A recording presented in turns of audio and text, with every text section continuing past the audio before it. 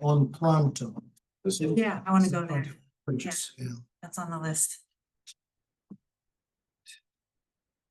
Okay, here we go. So I want to make Robert a panelist. You keep them. Make him a panelist, and then Robert, make sure your microphone and sound are on.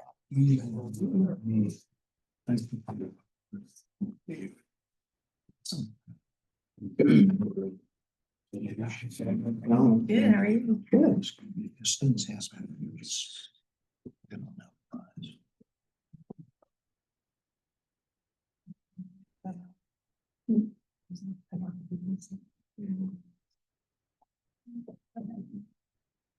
Okay, now let's see if we can get you to share your screen, Robert. Fucking weird.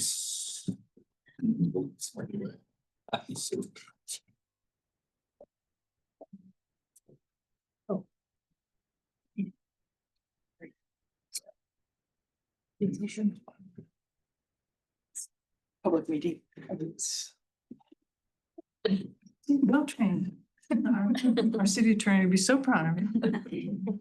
We recording that. We are recording and looks like we've got everything good to go, so we're good to go. All right, it is Monday, July 28th at 1:02 p.m. We'll call this meeting to order. Second on the agenda is open time for public expression, which we will take now. Hearing none. Oh, sorry, go ahead. Yes. we have one- Before a question, if we have questions after your presentation and the subcommittee's questions, is there a mechanism for the members of the public to ask any questions? Yeah, so just like a normal council meeting, so Griffin's team will do a presentation, council will ask questions, comments, and then we'll be able to open it up. And so any member of the public can ask their questions or make Great. comments at that point as well. Thank you. Yep. Sorry, I should have been clear. It's for matters not on the agenda. Yeah, so I wasn't sure. Thanks. Okay, so we'll close open time for public expression and we can move straight to reports and action items. Maybe we can do introductions from the team. So I'll start us off, because I'll give a little background for the subcommittee, and then we can run in and do the introductions. But just want to first off acknowledge that this is our very first Measure P Subcommittee. And so it's really great to have Gary, Joe, and Cheryl here from the foundation. Just want to mark it as this is a very great milestone. And on the staff side, we're very excited for this. So earlier this summer, we issued an RFP for capital project management services. This is for the team to help us, deliver on the promise of Measure P from all the pre-construction and design work all the way through the building being finalized and us actually operating, moved in, all the exciting things. And so we received a total of 8 proposals through this RFP. We interviewed the top 3 that were ranked by our internal staff team and believe that Griffin is the best fit for us for this project. And we're really excited for you all to have the opportunity to learn more about their firm as well as their approach for this project. So they've prepared a 20-minute presentation. We budgeted in plenty of time then for questions, comments from the community, as well as the committee. And then, we're ready to go on with that. So with that, we can hand it off over to, I think, John, you want to kick it off for us? Sure. One thing I'm noticing There's is a huge lag. there's a big lag between his presentation and what's showing up on the screen. So like he switched to the next slide a while ago and it didn't. But we can also distribute this to you and you can have a chance to review it if things aren't followable. I'm not so sure why it's lagging, but. Can I go? Not No, it's not pause. You know what? This. No. Now it moved. Oh, it just Not on your city Wi-Fi. I was hotspotting. I wonder if that'll work. Yeah, we can get you on the Wi-Fi as well. Should I just use the city guest? Is that easier? Yeah. Yeah, get your computers logged in so they're all ready to go when you come. So hopefully that will help speed it along. I think so. Well, while we're dealing with IT stuff, we'll just start with introductions. So my name is John Hughes. I'm the president of Griffin Structures. I'll stand so you can see me. We brought together a portion of our team. The main focus of is the folks that you would be working with, primarily Gary Chubb, who's our project executive. Gary has 30 years of experience doing this, maybe 35. I shorted him 5 years. Robert Godfrey is our vice president of operations. He would be kind of your principal in charge, overseeing the contract, as well as other supportive roles to support Gary. And then Susan Hardin with Circle Point Communications, who we partner with on multiple projects to facilitate public outreach, communication efforts, et cetera. As part of our team, we also have a whole host of other folks that are within our team to do estimating, to do scheduling, a variety of different things. The thing that we like to really try to do in these kinds of presentations is not talk a whole lot about ourselves, because we assume that you've read our proposal, you've gotten to know us a little bit. What we hope to do is talk mostly about your project, give you a sense of how we like to, or we approach work. But real briefly, who we are, proven delivery in libraries and community centers. We've done for over 45 years, probably more community centers and libraries in the public sector than any other firm.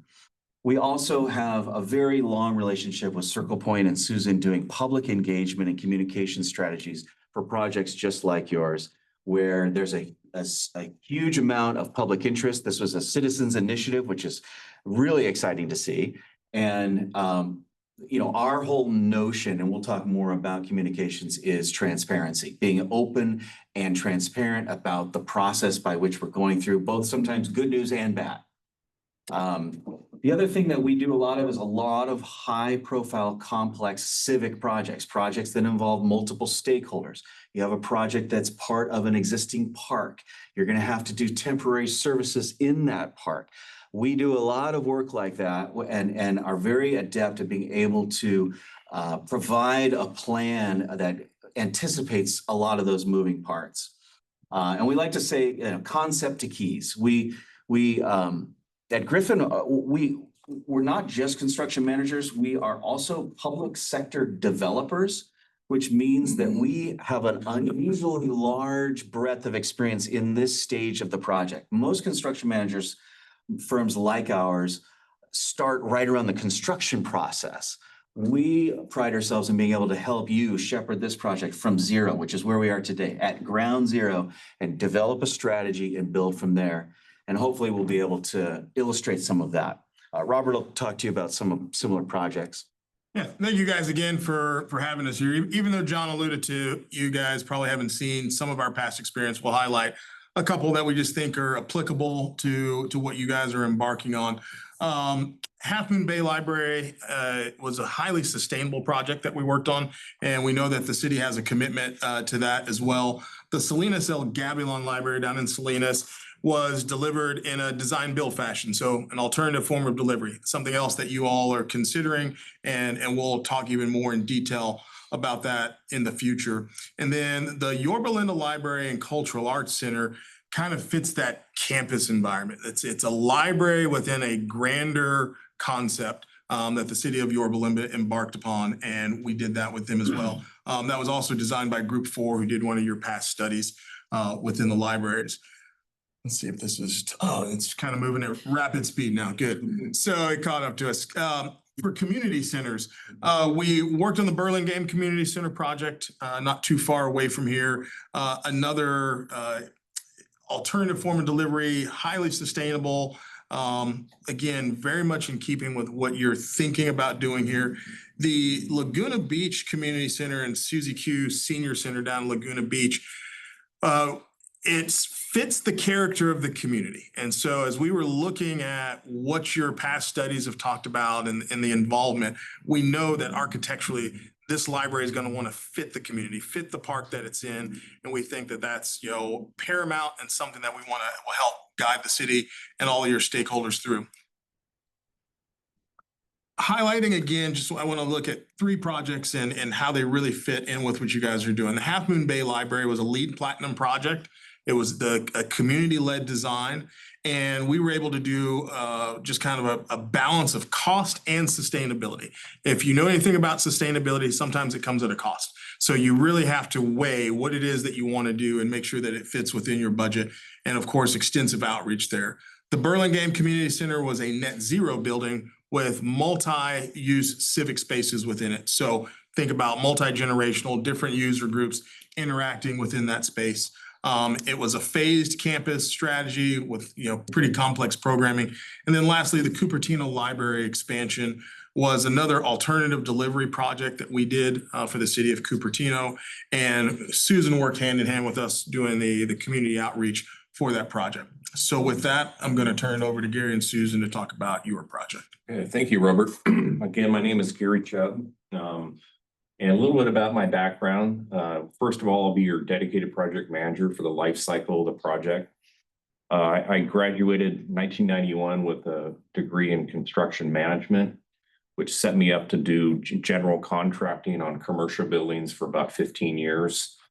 That's where I obtained my foundation of how things go together and how design works and how contractors think and behave. I took that foundation, and in 2003, 22 years ago, I worked on my first Griffin project, which was a community center and senior center, sort of in one building. We'll get to some of those adjacency strategies. So the last 20 years, I've been doing this type of work. I took a couple of years off and went back and went to school and got a master's degree in real estate, did some teaching, some other fun things, and now I'm back at the Griffin family. So that's who I am. We think we're going to go through a couple key strategies that we think are imperative to kind of set the project up for success right out of the gate. The first one is the discovering alignment, respecting your history and some of the previous studies you've done. We've read the documents that was made available in the RFP and understand where you've been, but it's kind of a fresh start a little bit. You've got a measure, congratulations, and you've got a site selection now. From the previous reports, you were considering multiple options in the city and you've chosen one, which is great. What we are going to recommend is kind of go through what we call a needs assessment validation. Let's look what you thought you wanted before for square footage, building adjacencies, since you are combining a library and a community center into one sort of complex, there are strategies there. We have a 20 years of doing needs assessment and program validation. We'll bring our Dustin Alamo, which is not here today, to help refresh it, get you comfortable with it before it goes forward. After that, when we sort of have a building size and a height of a building and where the parking is going to go and things like that, we do immediately a master budget, a master schedule, and that is very, it's the roadmap for success on financial capital allocation. We'll look at what you have allocated to the project, and we'll match that and marry it up with your vision of the buildings. And that's going to be from construction to architecture to furniture to IT equipment, all the various hard and soft costs, as we call them, that goes into a capital project. We'll create one. And we can do that very early in the process to test it with you all. Make sure it's legitimate and it's reliable going forward. Same thing with the schedule. We'll do a long schedule with all the various milestones and components to get you from day one through opening. And we'll present that to you. We'll get some buy-in because there's all these moving parts that have to be considered during the design and entitlement process. And we'll go through that all with you. Susan's going to talk about community engagement a bit, but I've sat through and been part of these types of efforts for 20 years. And we've seen community engagement take too long. There's too many stakeholders. There's not enough filtering to an executive, committee that takes all the input and makes those decisions. And we've seen projects go exactly as long as they should take. So we're looking forward to working with you're coming up with a plan to make sure you have the right people at the table that can go through the process, but make those decisions quickly. and with a level of confidence so we can keep things on track. Delivery strategy, we'll talk about in another slide, but we noticed in the RFP that you identified a potential alternative delivery, which is design build. We'll go into a slide in a little bit that talks about more of that. But that's one of the earliest things we'll do with all the stakeholders is talk about alternative forms or what's the right delivery. The traditional one that's been in practice for 100 years, sometimes is not the most fun to be part of, the hard bid process. And we'll bring some intelligence to that and help you make an informed decision.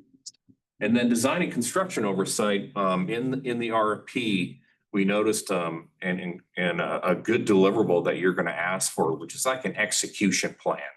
It's going to be a soup to nuts project execution plan from the word go through completion, and we can layer in all the critical aspects from design management to what you want for construction management and everything in between. So it's like a great plan, a good roadmap. Next slide. Then, yeah, again, I'm gonna skip the first bullet point because we have a whole slide on that we'll get to next. And then the pre-construction intelligence, you know, how you start is how you finish. That's an old adage and it's really applicable in our industry. How you set up the pre-construction phase, which is any capital project of this size, is a general rule of thumb. You got 2 years of front end and 2 years of building something. That's a general rule of thumb. It's a 4.5 year journey, which how you set up the pre-construction is really vital. Get a good budget, get a good schedule, manage the architect very thoroughly. One thing we always encourage on these types of projects is during the early phases of design, we're going to bring in not only stakeholders of this type, but also your building official, your fire department, your police department, public works, community services, all the department heads that will have a say in how this facility should be operated and designed and constructed. We'll get those all those people engaged in the design process early. And that's really important not to wait too long. So the time that the project goes into final entitlement, which is what we call plan, check, and permit, it's not introducing the project at the last minute. It's a validation what all those department heads have already agreed to. So that's a good way to stay on. Entitlements are challenging and they can be tight. They can prolong themselves. We'll help you accelerate those. With that, I'll have Robert talk about a few other items. Yeah, so once we get into the implementation phase, Hernan Maneco, who we showed on our early slide, he would be our infield construction manager. So when it comes to implementation, we position ourselves as the city's trusted advisor. We're an extension of staff, making sure that your interests are represented in the field. So it's the oversight of the contractor, which looks like certainly walking the field, making sure that what was promised is what is delivered and what's being installed. It's running your weekly meetings and making sure that we're keeping a good written documentation, because ultimately that's something that cities need on the back end, as well as your as-built and those types of things. Schedule control once you're in construction is just as important as the schedule that Gary is talking about. A contractor's initial schedule that tells you how they're going to get from start to beginning and the updates along the process. You know, we analyze that to make sure that they're giving us a realistic roadmap to start. And then as we go along that roadmap, you know, just like we're following GPS, if we get off course, we need them to be able to show us how they're going to get back on course and still get to the required destination. And being your advocate through procurement, that means that we're going to set this up depending on the delivery method that we choose. It's about setting it up to make sure that the contractor, and if it's a contractor and design team together working in a design build fashion, that they're actually getting you what it is that you need. So it's pre-qualifying them. You want a firm who knows this type of product, has done it repeatedly, to be the firm that's doing yours. You don't want this to be the maiden voyage for a contractor or an architect to be like, hey, never done a community center, never done a library. Let me do one for you. So we want to make sure that we're setting up that procurement as well as we possibly can. And then when you're doing alternative forms of delivery, there's actually a negotiation aspect to it. So you're looking at, which we'll get into detail here, but you're looking at a guaranteed maximum price, making sure that they have all of the scope and that we're making sure that we plug any of the holes when we go through that process. You know, and finally, it's just about execution. We want to make sure that we are delivering excellence in project delivery. That is our motto that we as a firm live by, and we're going to make sure that whoever is executing this project in the field does so as well. Before you go to the next slide, just to give you a little perspective, everything that we just described to you is basically going to be managed by Gary. And so you can kind of get a sense of how this works. We have a whole team behind Gary that will come in and support him. So we have dedicated folks that do constructability reviews. They'll just look at the plans to see that the things are actually make sense and that they're going to avoid change orders, or it's also considered bidability review. We'll also do a site analysis of your existing park. If there's going to be a relocation of your services from the building that you're in now into what we would call a compound, so to speak, of mobile trailers, we would shepherd that, help lay that out, get the power, bring the power in for that, help you procure that process. And we would also be putting together a site utilization plan that instructs the contractors how they're going to move about the site so that we don't disrupt all the other activities like your senior center, your kids center, the park, the playground, everything that's going around in the area. So when we talk about this pre-construction aspect, there's a whole army of people behind Gary, but you don't have to deal with that army. You still have one point of contact who's going to shepherd the process, and some of us will come and go. But I wanted to kind of lay out a vision just so you could get a sense of how we deploy these kinds of services. So I'll let Susan take it from here to talk about communication strategy. Sure. So we know that with the library and community center, they're always heavily driven by community engagement. But here in San Rafael, it's going to be even more powerful because this is a citizens-driven project. And so the expectation for community engagement is obviously very high, and the excitement level by the community for being engaged is also very high. And so we want to make sure that right out of the gate, community engagement is well thought out, is going to be you hit the ground running, and it's done really well, and it's very powerful. And so one of the most important parts that we think is essential for community engagement is developing a really comprehensive public outreach plan. So we get a group together, staff, this committee, maybe some other players, and really think through what does that look like. And when we think of public engagement, there's kind of two big kind of buckets that I think of with engagement. One is communications. So one is the information that gets out to the community.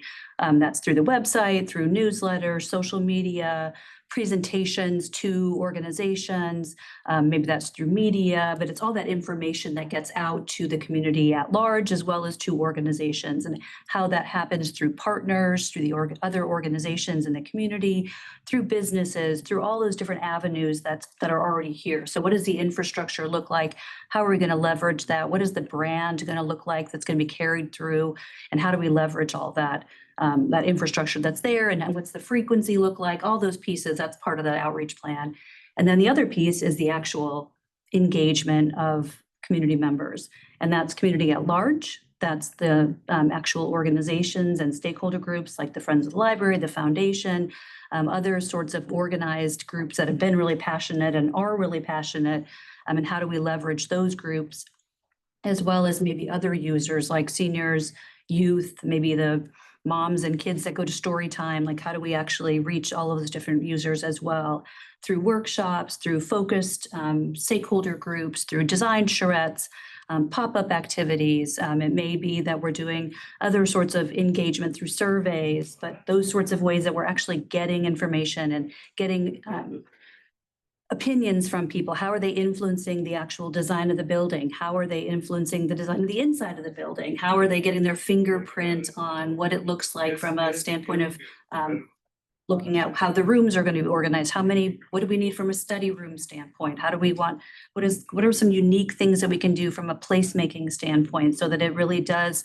have the fingerprint of the community on those spaces? And so we think about all those different things and all the different options. The sky's the limit, right, in terms of how we can engage the community. So we take all of those different opportunities and pull them together in that public outreach plan, which does things like Gary was talking about, decision points. Like, how can we do this in a way that's very organized and keeps us on schedule, keeps us going, but also provides lots and lots of opportunities for the community to become engaged, for everyone to have information, even at some of those what we call slower times, right? We want to make sure people know what's happening all the time and have opportunities to understand what the schedule is and what's happening. And that the right people, the stakeholders, so the public outreach plan will also identify all those different stakeholders. Maybe there's different tiers and different levels. Maybe they're involved at different levels, different places. So we're outlining that in that outreach plan, as well as roles and responsibilities. And that's where Historical Point can come in to say, okay, where do you need us? It may be that we're kind of behind the scenes, helping to kind of orchestrate things from a logistical standpoint. Maybe we're drafting website content for your community engagement team to review, website or newsletter content, social media materials. Maybe we're helping with designing the workshops and facilitating meetings, or maybe that's the design team that eventually takes that on. We're willing to, we can take on any role, but we'll help in that initial stage of putting on that public engagement plan so that the public engagement can be as successful as possible. And so that's kind of what we look at, is that first step is doing that big plan, that roll up your sleeves, kind of really having that successful right out of the gate, and then making sure that it's successful all the way through. And looking at that plan is kind of this flexible sort of blueprint, and we revisit that periodically. Like, there may be some things going on in the community that we want to take advantage of. How can we plug those into that plan as well? And then as we get closer and closer to construction, well, there's another phase of how do we get the community engaged, and how do we keep them informed and do some really creative, unique things even when it comes to engagement, like tours of the construction, bringing the kids out to see and learn about the construction equipment. Get those cranes out there and let the kids see that kind of thing. Let them operate the cranes. Let them operate the crane. Yeah. But there's ways to keep the community engaged from, start all the way through to the end, and to make sure that they're a part of that process. So it's really exciting. Yeah, I'll add one thing. Yeah. We've been doing this for a long time, and we've been through all the various council updates, and we understand that, we can't just manage a project in a vacuum and come to council, every 9 months to say, here's your update. Yeah, we recommend bringing updates to council more frequently. And it's usually about once a quarter.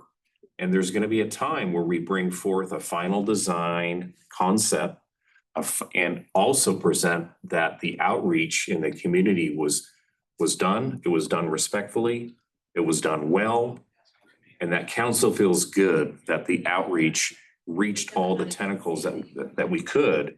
So no one feels like, well, I didn't get to see that. I didn't have a hand in that.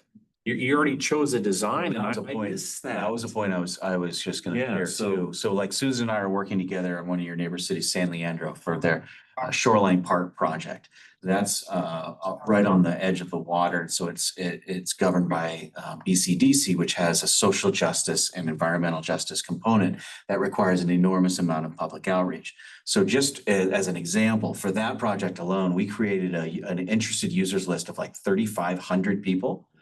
And Susan's group would go out and do pop-up events at the local farmers market or at the key, areas of congregation where you can get quick ideas from people, or you can just get flyers to say, come to this meeting. Because you probably are going to find that the same 30 or 40 people are going to come to every meeting, and you're going to hear those voices a lot. But you may not, you have to almost work hard to get the voices that are less inclined to come to these. And so really the strategy is I would say it kind of falls into two main goals: maximum engagement and then maximum integration with you. So if you have a message, if you have a team, if you have a brand, a perspective, a reason, a why, we want to come in with you. If you say to us, we kind of need it from scratch, we need a communications plan, we can build it. Or we can align ourselves with yours. And that's the key. Messaging is really critical that way, because we don't want to, the whole point is the right message, right? So we want to align with your vision of what this project's going to look like. So unlike last time, we added a slide here that we're calling project delivery. One of the things that we referenced earlier, and one of the things that we would talk about in depth, and we're prepared to talk about it this for another hour if you guys wanted to go that deep. But there are different ways to arrange the contracts within a project, and we call it project delivery. Who reports to who? How do you buy these services, and how does this whole thing arrange itself? Most people just think, well, you just get an architect, you draw it, and you get a builder and they build it, and somebody has to make sure they're doing it right, you know? But there's ways in which you get a builder and a designer to work together that are more or less beneficial to the success of the project. We've listed 4 of the traditional approaches to how you would do this. The first one is called design, bid, build. This is how your city and probably every city in California does 90%, if not 99% of all their projects. You hire an architect, you design it, and along the way you get estimates. When you're done with design and permitting, you just put it out on the street and you get the lowest responsible bidder. That means a bidder that is, meets certain criteria and follows the rules, but basically you're getting the lowest price that the market will give you based on those documents right then, like a snapshot. Intuitively, it feels like the most fair. It's like, well, yeah, just pick the lowest number. Everybody got an equal shot, and that's the number, and those are the drawings, and go build it. The problem with that challenge is there is no such thing as a totally comprehensive set of drawings that captures every single thing. And unfortunately, it creates an environment where the incentive to the bidders is to be the lowest bidder, and therefore they're going to make cuts, sacrifices, and really try to look for ways to lower their bid number, get the job, and then come back and get paid as a change order for that scope that was a little bit gray. And that's what contractors are very good at that. And so design, bid, build is the most traditional. It has the most legal precedent. But recently, the state of California has introduced legislation in the public contract code that allows for other forms of delivery, where you make different contractual arrangements. But one of those is design, build. In that instance, you don't hire an architect. You hire a team that's an architect and a builder who work together, and they give you a price. The benefit of that is that they can move faster than a city and an architect can. They can make quick decisions. They can push the design through. They can usually get the design portion done faster, and they can be more efficient with each other. They can avoid, as the architect is drawing something, the contractor says that doesn't work, change it. They're massaging the design to what's buildable along the way. And within budget. And within budget. Now, that's a benefit to the city. Primarily, it's known to provide a little faster process, and it gives you the distance, the arm's length distance to say, hey, if there's a problem with these plans, it's on you, right? In the old version, the design, bid, build, if there's a problem with the plans, it's on you, the city. You pay the difference. If it's a design build and they may mess something up, well, you and your architect and your builder, you're all one entity. So that's called a transfer of risk. And so design build, its main benefit is speed and the transfer of risk. The downside to design build, and by the way, there's a positive and a downside to all of these. I share these so that when we later on, if we're lucky enough to get this contract, we can get into the nuances of how all these things work. But the downside to design build is that you have to know pretty well what you want before you hand those drawings off to the design builder to go hurry up and design it. And they may make assumptions that are contrary to what you want, which means you have to then produce some documents before it goes out to bid that will cost you a little bit of money and time to make sure that those are called bridging documents, and it makes sure that the design builder knows what you want. That whole process can take a little more time, and it still can expose you to things that you didn't know because you didn't know them. There's certain aspects of architecture that you could look at in the early stages and say, well, it looks good to me. And then a design builder takes it and you say, well, I had no idea that you were gonna have windows that look like that. And they go, well, that's what we always assumed, right? And it doesn't really solve the risk transfer or the potential conflict issues that arise from design bid build. It still kind of keeps you in this lump sum hard bid environment. You're just transferring some of the risk. It's a successful option, but it has its weaknesses. The next option that we recommend, and this is, if there's any of these that I think is the best, this is it. And it's called a progressive design build.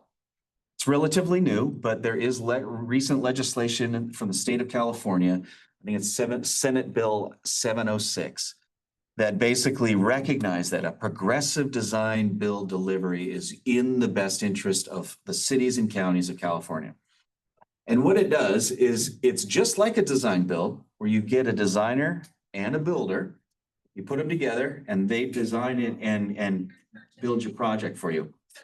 But you don't make them commit to the cost of that project up front. And I know that sounds a little crazy at first, but what you're doing is you're getting the right team and you're saying, I have this much money to spend. And I want you to design and build me this project with this program that has this much square foot. And every step of the way, as you design it, you're going to give me a number. And if the number's not right, we're going to have to adjust the design to get it to the right number. And as each stage goes, as you progress through the design process, you still hold firm on your number. This is how much I want to spend. Give me the facility that fits that number. And they massage the design to your number. So in a lot of ways, it kind of creates the ideal scenario of all the different delivery forms, because it still gives you control of the design. You're not just handing off the design like you would in a normal design build. You have say in every decision they make. At the same time, it gives you a certain level of cost certainty of where the project is going. And you know that you're actually getting a project that is being priced along the way by the very firm that's going to do the building. So it gives you much more cost certainty. And lastly, and probably most importantly, is it increases transparency. Especially for a project that has a high visibility public profile aspect to it, you want to be able to demonstrate to staff, to council, and to the community at large that the city of San Rafael is managing the books of this project in an open and transparent manner. And what a progressive design build does is it utilizes a form of contract that allows you to see all the costs as they are generated by the builder and all of their trades and subcontractors and material supplies. It's all open to the city. In other procurements like design bid build, you have no idea how they got to that number. They just give you a number and it could have been pulled from the moon. Whereas in a progressive design build, you can see it along the way and it's fully transparent, the whole process. The last one is called construction manager at risk. It's kind of an odd name because you're thinking of us as construction managers. This is, we would not be playing in this role, but a construction manager at risk is a lot like a design build, but instead of making your contract with a designer and an architect and a builder who are working as a pairing, like a joint venture, you're hiring a construction manager who hires the architect and hires the contractor and subs out all the trades.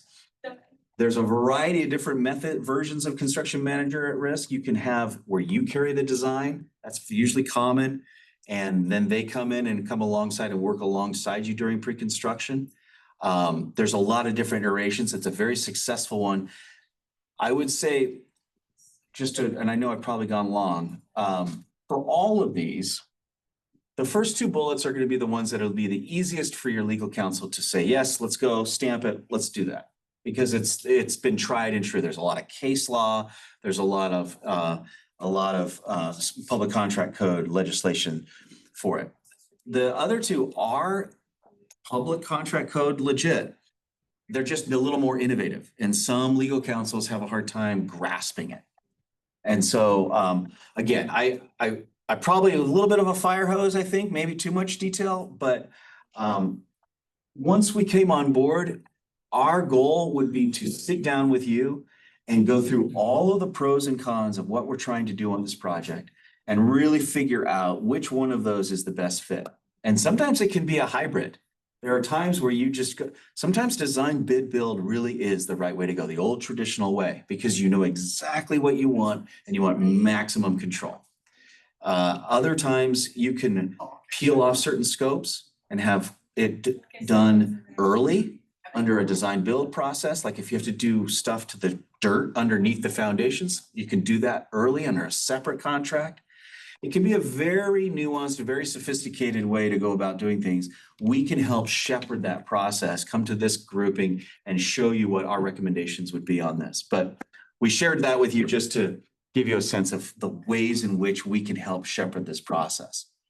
So why do we think we're better than anybody else? We know libraries very well. Built many, many libraries. We know where the bugs are. We know where the difficulties are. Same with community centers. We've built many community centers that are integrated with libraries like you're doing here. They're very compatible uses, but they are distinct. I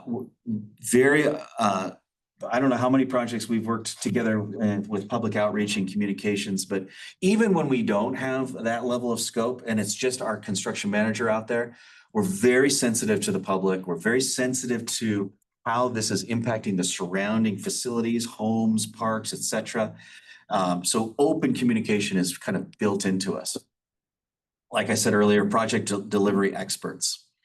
The last thing I will say is that, as I mentioned at the very beginning, our firm, we use this frame, trained as builders, but we think like owners. And the reason why, what we mean by that is, all of us here, I don't know if you started in construction, but I know Gary, myself, Robert, our construction manager, almost everybody in our firm started in the field. I was joking with these guys the other day that I started as a ditch digger. Like, you literally start and do the trades themselves. And that makes a huge difference, because when you get to the level where you're managing, you really have an understanding of what it takes to build something, what it means when you make a decision in the real world. It also allows us to read the minds of the builder, to be able to, Gary and I have played this game before, Robert and I too, where you can walk onto a job that you haven't been to in 6 months. And within a few minutes, you can tell which subs are not getting paid, how well is the job being run. Just by walking around, just by the noise level, you can tell how it's doing. It's kind of a game we like to play. But at the same time, we think like owners. So one of the things that construction management firms struggle with is we can tend to be, as an industry, a little over administrative. Oh, problem from the field, architect, go solve this problem. I'll wait. Oh, there's your answer from the architect. Here you go. Here's your answer. It's wrong. Oh, your answer's wrong. That guy in the middle, that gal in the middle is not helping. They're like an operator. Our idea and our approach is to think like you. How is this answer? No, this answer's not right. That's going to add time. No, this RFI, this question you're asking is a dumb question. Don't ask it. You already have this information. We sift through it and we guide it because we think about it as if it's our own money. We have the experience of delivering projects like this where we are at risk, where it's our money, where we have to finance a project and then hand it to a city. And that changes our entire psychology about how we approach projects. And the goal is no surprises. So there will be surprises. But what we want to do is we want to warn you of them weeks, months in advance, where we can say, oh, we're seeing where this trend is going. You're going to have a challenge here. One of the things that we'll definitely look into on this project is tariffs, supply chains, and long lead items in terms of copper, mechanical systems, electrical switchgear. These are all things that take forever to get. So what we will do is start strategizing so that that surprise is anticipated, giving you actionable options to be able to make a decision. That's us. So we're happy to take any questions or talk through. Hopefully we did as well this time as last time. I don't know. Question. Yeah. I think it's based on something you said, Gary, in terms of managing public input. How do you prevent it? I thought you said you minimize it, might be too strong a word, from becoming simply interminable. Can you repeat that? Sorry. Yeah, I thought you mentioned that you contain or manage public input so that, I wanted to use the word limit, but you didn't use the word limit. What steps do you take, if you take any, to manage the public's input so that it doesn't become interminable? Okay. That's a good That's a question. good question. The point I was trying to make earlier is that we've seen projects with this community engagement component take too long gets out of control. You lose the messaging. You've asked, you've presented information that might be not fully baked yet. And thus what comes back from the community, the stakeholders on the community that have an interest in your facility, it takes a long time to sift through and like, oh, we didn't capture that messaging correctly. And then you have to revise it and you have to go back out sometimes. And so it prolongs the process. It takes too long is what I was trying to convey. The other thing I'll add to that, Absolutely. one of the ways that we control the message is we know upfront what questions we want to ask and what questions we don't want to ask. That's the key. If you go to a community opening and say, what do you think of these drawings? It's crazy. Yeah. If we met as a group, let's say this was our group, like this is our huddle group. And we say, all right, we're going out, we're going to do a presentation. What are the things that we want to get feedback from that we know they care about? You know, they're not going to care about the faucets. They're going to care about, do I have a place for my kid to do this thing? Right? So we tailor out, these are your questions and these are the, you know, and sometimes even say, here's your 4 options of answers, right? And then we take all that information. It's a free-for-all in the group. Everybody gets heard. You're writing it all down. They're very good at just capturing all this data. They synthesize it into a kind of a spreadsheet. And then we gather again and figure out, okay, what did we hear the most of? Okay, everybody's saying they need a place for toddlers or whatever, right? It's really important to help guide what kind of input you're trying to collect from the community, because if it's not everyone gets to make a decision about everything, then it makes the community engagement process much more successful. If you're really asking people, hey, we're really trying to get input on whatever that piece is, rather than just, here, what do you think of this building? Instead, it'd be like, okay, here's 3 different options. Tell us what your thoughts are on those 3 or something of that sort. But if it's just too general, or we know in that public outreach plan, we're saying, we really want to get input on the materials or the plant selections, or really trying to help guide what are the questions that we're asking, rather than just too open-ended, because that's not fair to the community either, because You they're don't know not what they don't sure know. what you're Yeah. asking. Correct. Right? Yeah. And then, you know, if sometimes there are more open-ended, like, let's talk about what we could do in this space. And then maybe it is more fun, like, let's talk about all these little fun nuances or interesting things we could do in this space. And then it's more of like a workshop setting. But if it's too broad and then it becomes like this never-ending story, right? You just keep going down. I was Yeah. exactly. I would thank you, John and Susan. You know, I was trying to convey that it's all about how you set it up before you start the process. You have to make sure you're asking the community at large the questions that they can understand, and try not to give them 5 or 6 options on what the building might look like, Yeah. because it's too subjective and you lose a little bit of the control that this group would like to have. So it's a strategy of give everybody options, don't give them too many. And most importantly, whether it's a survey or it's dots on a board at a town hall, Yeah. everybody likes to vote with little colored dots. I like this option. Yeah. Do it in a way that people aren't showing up going, I don't know what I'm. I don't know what I'm voting being on." asked. But Yeah. also knowing So who is making the decisions, is Yeah. it coming back to, and that would be part of that plan or the management plan that you put together too.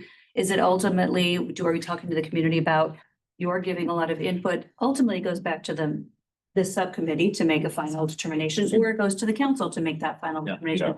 So everyone always knows their input is being collected, Yeah. but it may not be the community making the final decision. And that's another way to help control that. The So it's other not- thing that can cause ingenuity, whatever, you know, is let's say we get through a certain stage of design, we call it schematic design. Gives you a pretty good idea of the size, shape, color, orientation of a building, and you have a general floor plan of how it works. And everybody says, yes, generally we're going in this direction. We got this input, do this, don't do that, right? And then you go marching down the road and you design, you further enhance that design. And someone comes along and upends a previous decision that you made in a past committee meeting or council meeting. Councils sometimes will just say, oh, I need a teen center. I didn't have one before, but I need one. We'll do it. I mean, it happens. And if it's a need, it's a need, but you try to never go backwards. You try to make a decision and then kind of live by that decision and move forward from there. That's the ultimate efficiency. We recognize that sometimes you have to pivot and move, but being conscious of that. Last question I have born out of my own ignorance. Will you use AI in connection with any of It's funny. So someone else asked us in this. Oh. Yeah.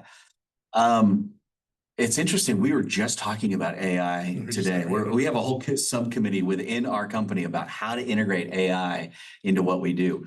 For the most part, right now, AI does not provide input in terms of how you design or build a project.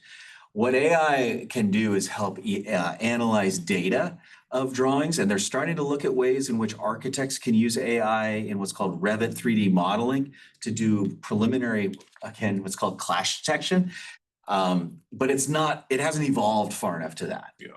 And so it still is very much, we have a lot of sophisticated technological tools, but AI hasn't replaced the human yet Not yet. in this process. And we hope it never does. Thank you very much. Yeah. I just want to go back to just prompt Director Kufa, because I thought a pretty effective community engagement that was recently done was on the master plan for the Terra Linda Community Center.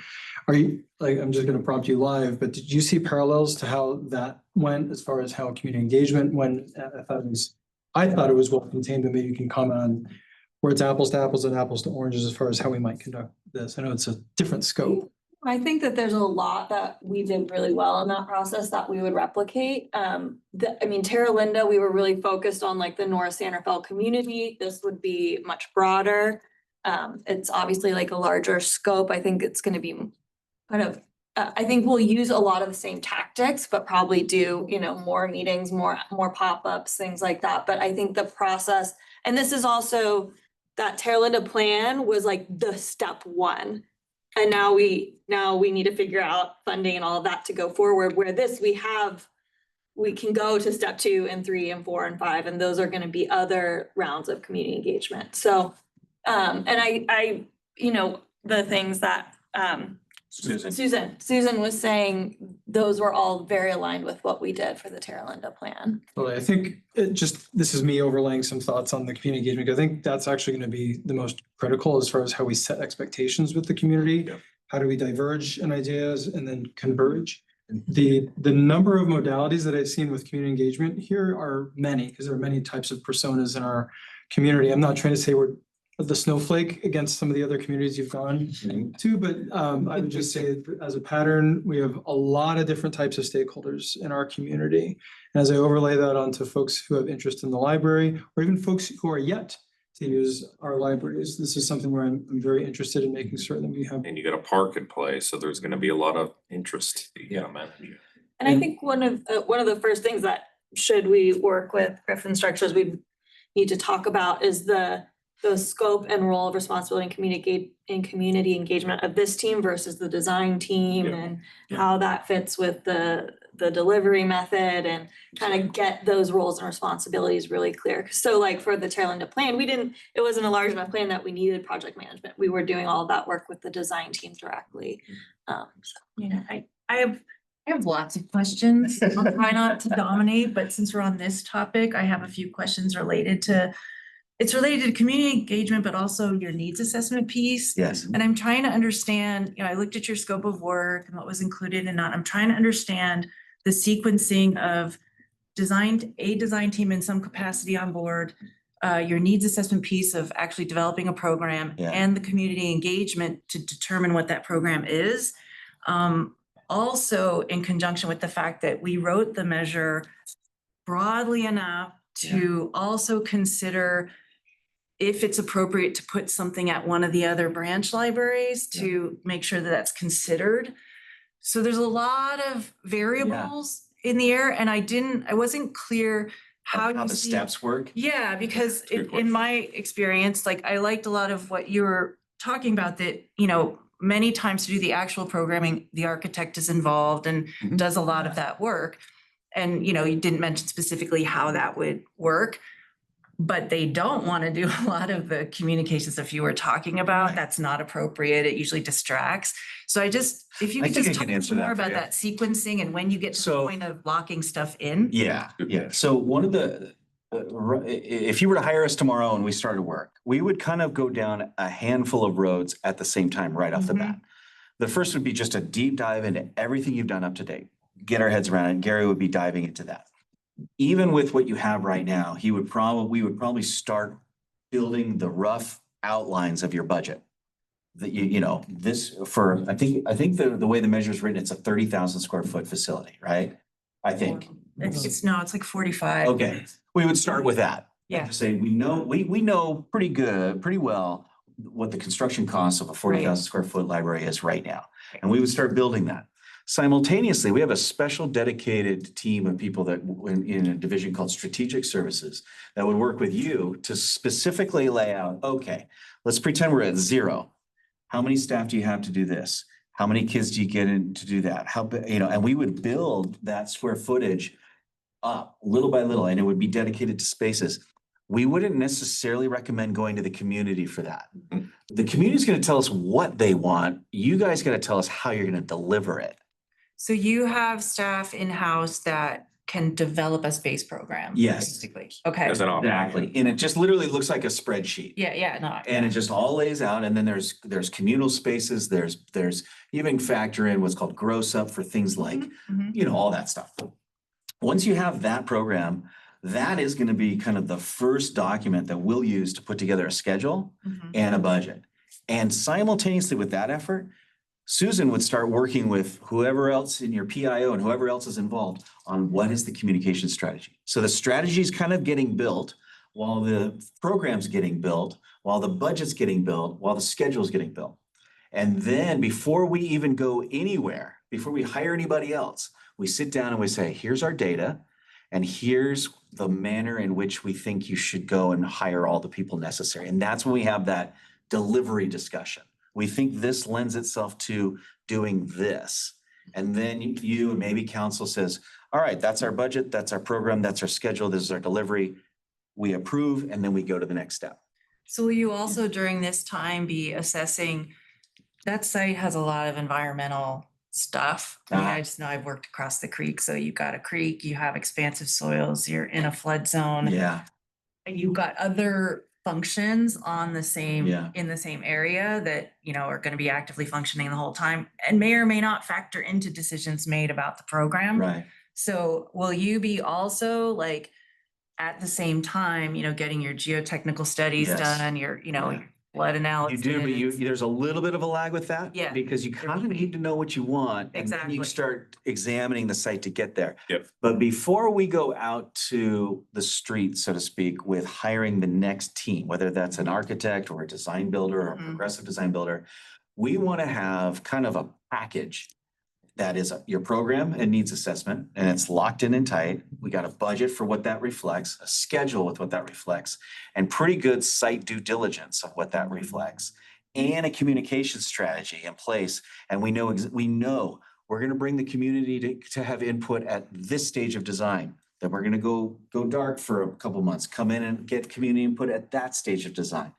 We'll be able to identify when we have these meetings, these are the strategies we'll employ to get people to it. And all of that will be baked into her strategy. We'll have all of that before we move into the next phase. And so it's a little bit like a roadmap. So, I'm sorry. Yeah. So other people have time too, because I have so many. Yeah, I have a lot of questions. Yeah. So, but Please. the biggest one is, do you have anything specific to say about our project? Yeah. I think that what you're doing is both challenging and probably the right way to do it, with a caveat. What I understand is that right now, based on the latest Nolan Tam site assessment that was done on how to use this site, you have to do a couple of things. You need to keep services going. So we have to develop some kind of a facility, or what we call a temp yard, to give the community what it is they need. We looked at your site and suggest that we probably do it in that grassy area you're gonna need significant power to support that. We've done it before in other cities where you can build a compound like that and just move all your services out there. That will free up your whole building. One of the challenges of this Just one project. second. Do you agree with that? I Is it- think that I think I agree that we need to continue services. I think that's one way to go. Another Yeah, these are way- just suggestions. Yeah. This isn't We've locked in. we haven't had any conversation. Yeah. No, but I think, yeah. Most of my plan- suggestions are gonna be highly speculative. Yeah, I think that's one thing I've considered. Another Yeah. thing I've considered is like, vacant Farming map. storefront on Yeah, Fourth yeah. Street, things like that. So You can do a variety of things. And really, I mean, if you have other places to do it, that's even better. But if you needed to do it there, there's an approach we could employ. So concept number one is that service continuity. Okay, what else? You're contemplating using your existing building and then taking out portions of it and kind of treating it like an addition.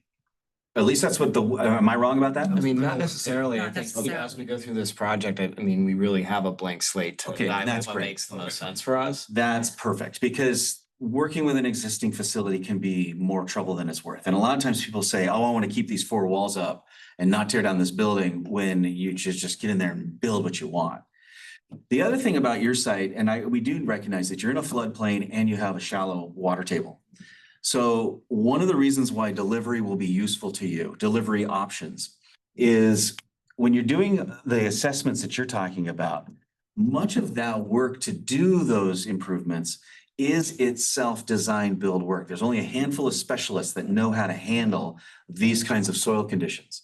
We know that, and so what we would do is we would shepherd your project to break that scope out and get it done early. So maybe, when you get the temporary facilities set up wherever they occur, you take down the building and you start the ground improvements right away to create the conditions that will be able to receive whatever the building is that you ultimately get.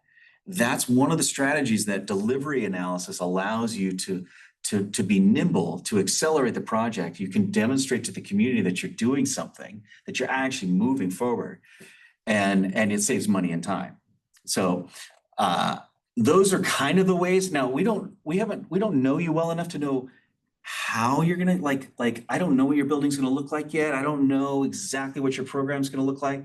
So the most that I can kind of envision is kind of the more of the mechanical steps that we would want to take for your project to make sure that we safeguard your options moving forward. But we would definitely need to spend some time digesting your objectives, your goals, your needs, what the community is looking for, and then shape our approach accordingly.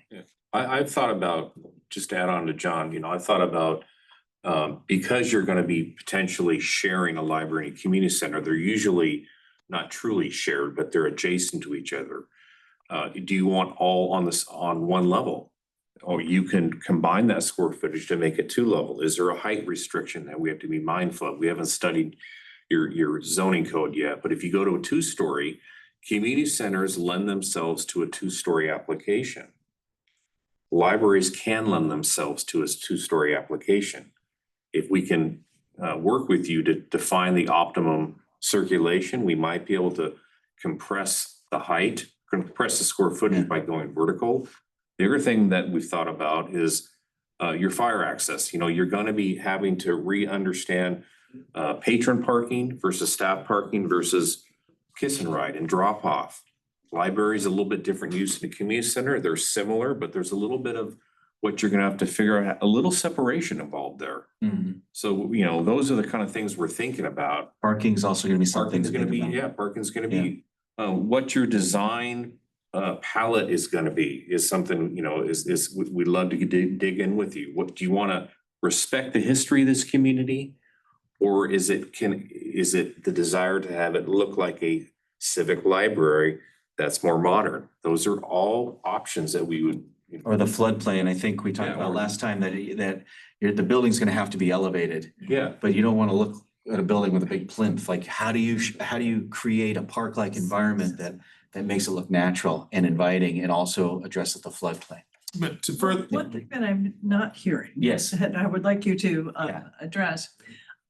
This particular structure, in addition to all of its practical use, we are seeing as having a significant design impact for that entire area. Yeah. And excellence in architectural design is something that is essential to us. And while I understand you're the construction team and you're going Yeah. to naturally be more interested in the literal nuts and bolts, how do you capture that that artistic element that makes this building just sing and change that entire And portion can I of add our city? an aspect of that that Sure. I also wanted to ask you about? Are you familiar with the Living Building Challenge? We are. And can you speak to, again, in a holistic, sustainable community, sustainable Yeah. building aspect? Because again, as you know, we're just talking about floodplain, creek at the bottom, and potential scope creep of where are those site and scope boundaries Right. for this building? Take the meeting back a little bit Oh, here. so I'm sorry. Could you answer my question? Yeah. Yes. I know, yeah. So one of the key things that will happen once we do get the designers on board, because we're not designers, we manage designers, is at the very beginning, and when we have that package of information that we have to have for them to give us adequate responses, the very first thing we're going to ask them to do is give us your concepts. And they will probably require 3 or 4 different what we'll call architectural languages. And even in the RFP and the selection, we can put those criteria and ask them to articulate how they interpret local architectural language and how it would be integrated into this project. That'll be part of the selection process. And then we ask them to flesh it out. So they give us literally, here's a 40,000 square foot building that looks like this. And this is a craftsman style. And this is a modern style. And this is an old colonial style. Whatever we. I'm already bored. I want something that says this is the most innovative thing that's ever happened. Is going to put San Rafael on the architectural map. We can definitely ask for that. Yeah. That's the. Yeah. I don't want to hear about crafts. No, I want something. This has to really be something. Yes. Well, we would present those and get your feedback and everyone else's feedback from this committee. And some of that understanding is really essential right now. That's an excellent segue into the other thing that I Yes. wasn't hearing in your plan. And that is decision-making. Right. And how that is built in. Yes. As you can see, our community is very involved. Right. Our foundation went out and got a ballot measure passed. People want this done. Sure. And there are many people with views of how it should be. And many of those views are mutually exclusive. Yes. And so the decision-making needs to be very clearly identified. Yes. And the buck stops here in the downstairs in the city council. Yeah. chambers. You should be a construction manager because you are spot on. So That's kind of what we are. We need to be Exactly. able to identify where the decisions are, to make those decisions so that you can go forward. That's right. But the process has to provide for that. So can I jump in on this? And I want to be mindful of time too, because I only have 20 minutes left. But one of the things that we've been working on is the development of a project charter to have a strong project governance foundation for this. So outlining not only how we're going to work on this internally, what my role is, Christine's role, April, Catherine, but also the subcommittee's role, but then also what we want to, this is the next item on the agenda, is the formation of a community working group who helps to filter all of the things that Susan was talking about in terms of the community engagement and the things that are going to be thrown at us in terms of ideas of what people want. We want to have a community working group that would be comprised of someone from the foundation, someone from Friends and other residents and business community members to help filter that so that when we bring things to the subcommittee, it's concise. You guys have things that you're going to be able to make a decision on. We're not going to be coming here with here's the litany of everything that we've heard, but rather we've worked with this community working group. We've worked with our staff internally, Griffin, to make sure that Forum to bring all those potentially divergent views. correct.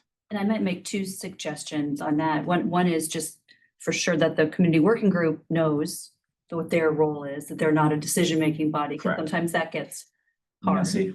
So, and maybe something that we've done in the public outreach plan that I mentioned, it's a roll up your sleeves working document, a really great guide. But we also do one that's a public facing public outreach plan that clearly outlines, here are all the different ways to get engaged. Here's all the things the city is doing. And here's the decision-making process as well. So there is a clear understanding of, here's all the ways you can engage. Here's the working group. This is, here's the meetings. You can come and talk to the working group. But here's where decisions are made. Yep. And I think that helps everyone, right? Because it's frustrating to feel like you're a community member and you want to have your say, but if you don't know where decisions are being made, it's very frustrating. So I think that having that clarity is really important. And also, like you were saying, to keep things moving and to make things go. It's a great question. And I think of a project that we worked on, was a police station in Buena Park years ago. And very active council wanted to be involved, not just showing, so we formed a building committee from the onset, and 2 council members sat on that building committee, 2 side of the Brown Act.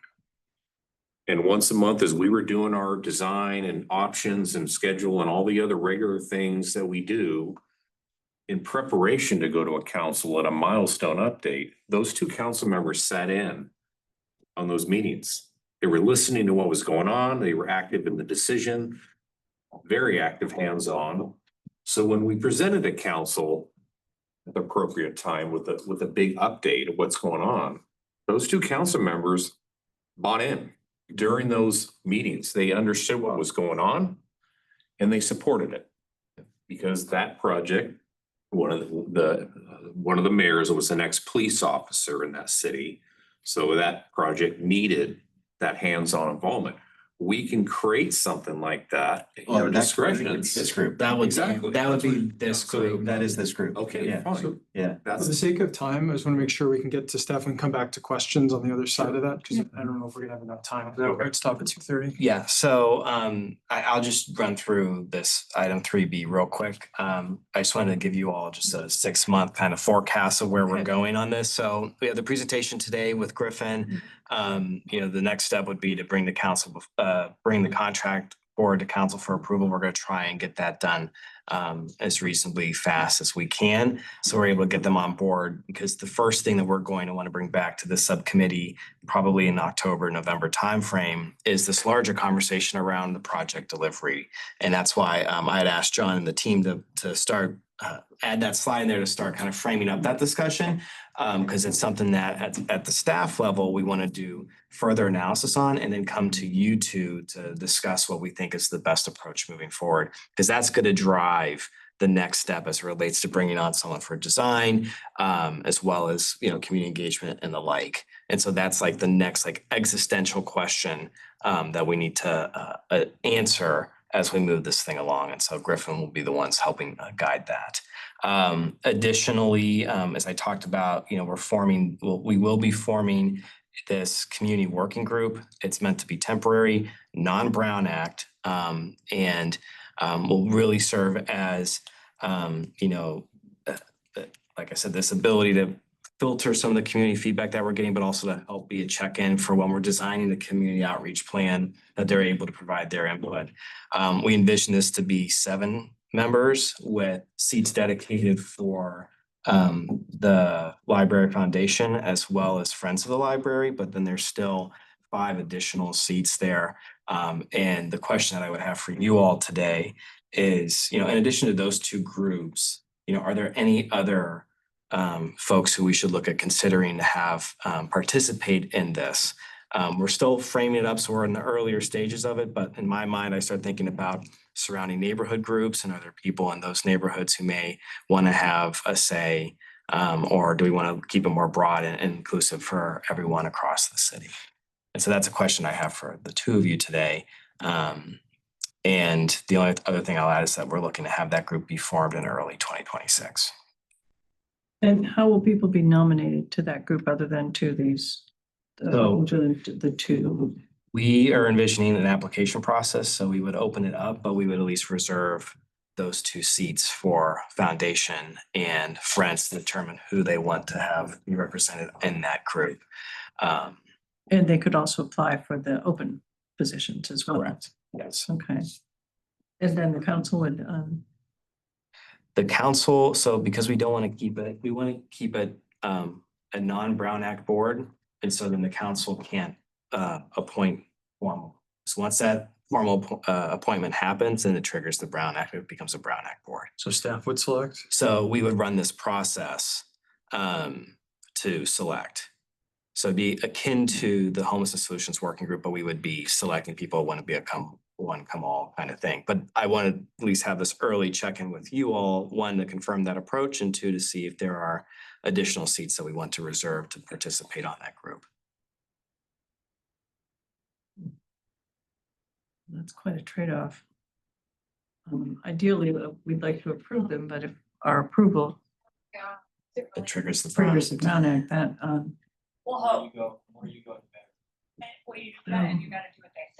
mean, that might be a case where that's a good idea. I hate to say it. I don't know. Yeah, I mean, I know you're prompting us right here, right now to make a decision, but I can also diverge a little bit and actually think of a larger, somewhat larger body, not a Mhm. massively larger body. But because this is a library that I know we have some, we have other library locations in Northgate and Pickleweed. But I could also imagine we might want some representation, not that's just adjacent, but also further out. I know I'm District 2, so I might have bias for District 2, but this is a citywide asset. Right, it's a citywide asset. I mean, this is not just a standard development question Yeah. where the neighbors, have specific issues about the driveways and the windows. This is a broader thing. The business community, the BID, you might have. There should be some sort of a representative from the business community. I can also see it done by persona as well. So there might be a youth input accent, someone who's Young middle family, age and, further, there's just many different personas that we want. age friendly, yeah. That's how we did it with the Park and Rec Master Plan. We had an advisory committee there and the different representatives represented different groups. We had the aging, access, schools, representatives that kind of were representing specific Yeah. target audiences. And I'm thinking about the general plan advisory committee was like that as well. That was very robust. It was very robust, but it was not Brown Act. Mhm. But maybe that was before we figured out that we had to use the Brown Act. Because I think that what they The were, Park and Rec one was, we did Brown Act. It was tough. It was because it was a big group and it was really hard to get quorum. maybe if we had a smaller group. So would you say quorum was your number one problem? Yeah. Smaller group solves that. Well, the homelessness working committee ended up probably being really pretty large, it felt like. Or am I making that up? It grew beyond the original 25 who had signed up for it. Yeah, we don't want to do that. I don't ever recommend doing that again, but But 7, having and I think hearing some of the feedback around having the different personas captured is helpful for us in terms of just what does that make up for the group. Does that make sense, the persona approach? Thinking, yeah, I think so. It needs to be a mix. We also have like the library board and the Park and Rec Commission. Yeah. We want them represented. My question, John, is what's the timeline for deciding on the project manager? So, following the feedback we hear from today, we would like to proceed with Griffin as our project manager. We would have to go with, contract negotiations, and then to get it in the council, we have our process to get it there, but we think we could get there in the second meeting in September at the earliest. The last thing I want to ask is, if I read your proposal correctly, your scope of work, the project manager selects the design team? No. How does We- the design team get selected? We manage the process by which this, and you all will ultimately be the ones that make that call. We'll Or your council or your staff, yeah. we'll go through, we'll review all the proposals, rank them, make a recommendation, and then we'll present it to this committee. Ultimately, the decision is yours. Was not mine, but. Well, but It's the citizens. I want to say, as City. the foundation's president, thank you. I read all of your stuff. I'm very impressed. Thank you. That's what it means anything. Yeah, generally, the way I'm seeing this unfold is we're gonna do all the messy work, produce to this group recommendations. This group would probably vote or make a recommendation, and if it has to go to council, then it would go to council with the recommendation of the Correct. advisory committee. That's how that decision goes. If you're empowered to make certain decisions along the way, that's even better. But we'll do all the work to get you to a point where you can make an educated decision. So as far as procurement, and I'm gonna talk about Griffin for a second in front of Griffin. But are we looking to establish a scope and duration that goes through the presumed end date of certified opening? Correct, yeah. And so we would look to do an annual not to exceed, but then have the term go the length that we believe that we need it to go. We still have some fine tuning to do on the scope, just from the conversations that we had from their proposal, some of the things they've touched on today. But you know, we have done a lot of work, the foundation's done a lot of work on scoping what's needed for the library, but we haven't really done that for the community center side. And so we need to understand what are the needs for the community center side of this. And that's something that Griffin has the ability to help us with, just to expedite that process. Although one of my thoughts when hearing all of their wonderful expertise was, oh, this sounds expensive. So we'll need to see that laid out for all the years. And so we have not to exceed. So is it all time and materials? Is it the whole thing? Yes. Okay. Yep. Any other questions for the subcommittee? Just that you seem very qualified. Thank you for being here. Thank you. Cheryl, Joe, Gary, thank you for your leadership. This was not possible without your push and as well as Charlie and other folks. All I have to say, All right. anything else? Thank you all. This is gonna be an exciting, it's gonna be fun. It's gonna be great when it's done. It will. The process will be fun too. Yeah, we'll do our best to make the process work. Thank you so much. Appreciate it. Thanks, Tom. Yeah, thank you. Very good. We'll see you. I just wanted to acknowledge. See you soon. Great to see you again. I agree with you 100% on your comments on Me too. the architecture piece. Like, that's like, we're on the same wavelength. Good.